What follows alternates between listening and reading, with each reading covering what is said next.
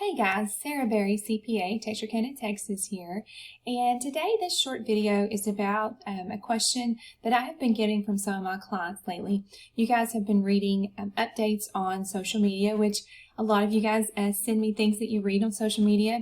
Thank you for sending it over. Sometimes, a lot of times what you send me has a little bit of truth in it and a little bit of exaggerations, but this particular item definitely is unfortunately true. And so I wanted to go ahead and get you guys this information. I haven't brought it to your attention before because it actually does not start until January of 2022. You'll be seeing the forms coming to you in January of 2023. However, I do think you need to know about it so that you can be prepared. And education is important if we can get in front of the ball, things like this. So what is the change that's coming? I'm going to share my screen here. So the change that's coming is this Form 1099-K, which if you're a business owner and you receive credit card payments in your business, then you are probably familiar with this form here. It's no big deal if you're a business owner. It tells us how many credit card transactions were run under your business federal ID number for the year. The rules in the past have been that if you received more than $20,000 in transactions or more than 250 or more than 200 transactions, so more than $20,000 wise or more than 200 transactions, then you would receive this 1099-K. Now, you always report that income on your tax return. It goes straight into your business bank account. No problem there. So the form itself is not a new form. This is what is different. So starting in January 2022, they have changed the threshold to $600.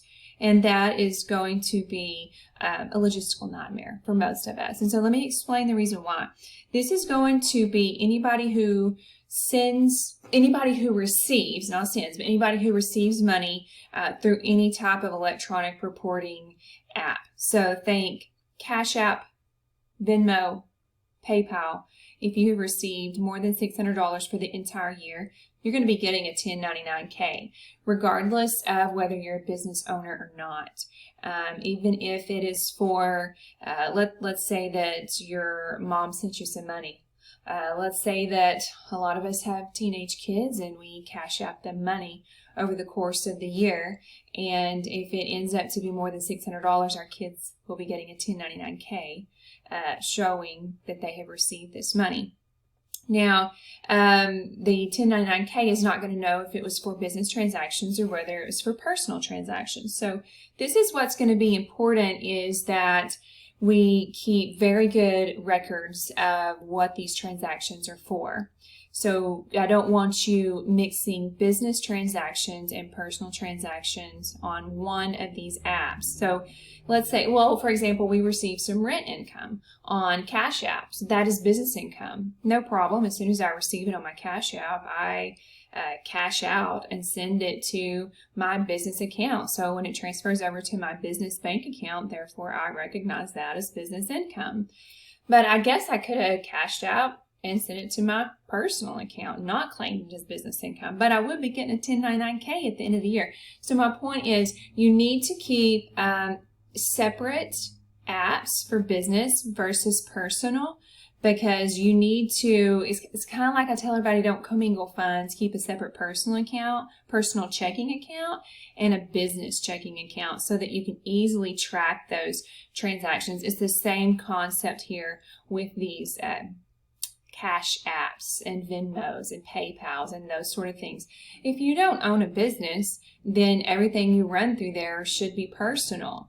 So you don't have to worry about it. Now, what you do have to worry about is you're going to get a 1099-K at the end of the year, and how we report that on your tax return is going to be, it's going to be a logistical mess for the tax preparers that are preparing the tax returns.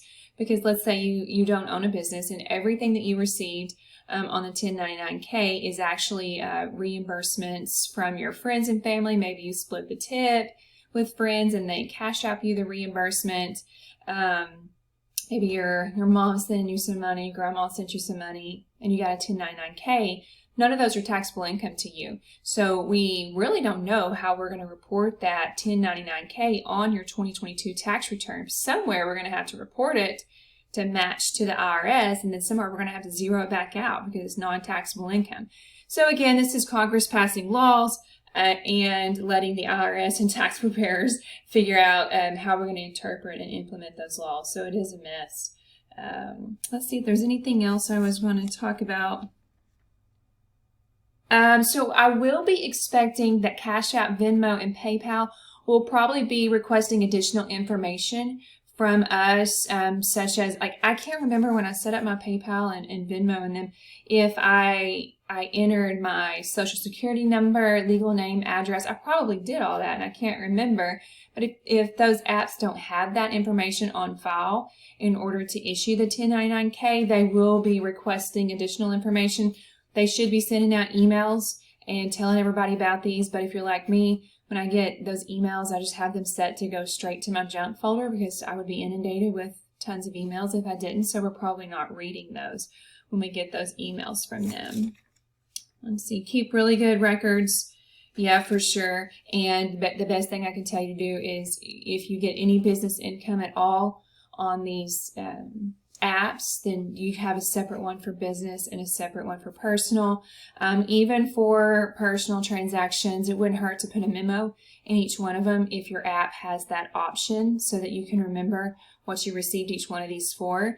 And when you get your 1099K at the end of the year, bring it to your tax return and we'll have to figure out how to get that reported to match the IRS records so it doesn't trigger an audit.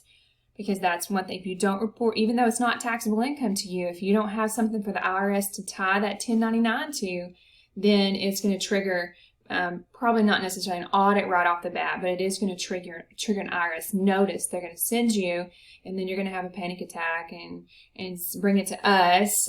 Don't just pay the tax right off the bat. You know, it needs to be dug into, and then we're going to have to come to you and figure out what this 1099K was for. So we're going to have to report it somewhere and zero it out so you don't have to pay tax on it. So that's my unfortunate update for the day.